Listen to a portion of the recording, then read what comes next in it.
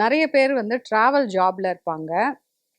ஏதாவது ஒரு மார்க்கெட்டிங் விஷயத்துக்காக பெரும்பாலும் வீட்ல சாப்பிட முடியாம, வெளியிலேயே நெறைய சாப்பிட்டுட்டு இருக்க மாரியான ஒரு சூழல், அவங்களுடைய வேலை அந்த மாதிரி இருக்கலாம். அப்படி இருக்கிறவங்களுக்கு, அ அடிக்கடி வெளிய சாப்பிடுறதுனால வயிறு அப்செட் ஆகி, சாப்பிட்ட உடனே வயிற கலக்கிற மாரி இருக்கிறதுக்கு, ஒரு நாளைக்கு 2லிருந்து 3 தரம் மோஷன் போறது, முக்கியமா சாப்பிட்ட உடனே மோஷன் போறது, இந்த மாதிரியான பிரச்சனைகள் இருக்கும்.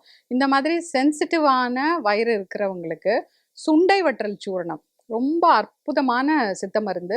இந்த சுண்டை வற்றல் சூரணம் வந்து நீங்க வீட்லயே கூட அங்காய பொடின்னு செய்வாங்க. அதுவும் இந்த சுண்டை வத்தல் பேஸ்ல பண்றது தான்.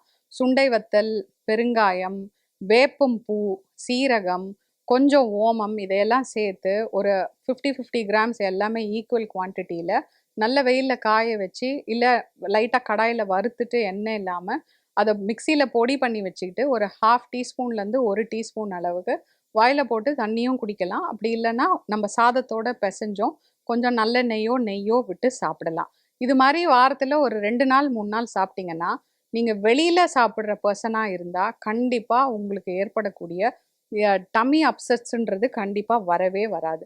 இந்த வயிறு இன்ஃபெக்ஷன்ஸ அடிக்கடி வரவங்களுக்கு வெளியூர்ல வேலை வெளியூர்ல தங்கி வேலை செய்றவங்க, வெளிய சாப்பிடுறவங்களுக்கெல்லாம், இந்த சுண்டை வத்தல் சூரணம் வந்து ஒரு அருமையான மருந்து.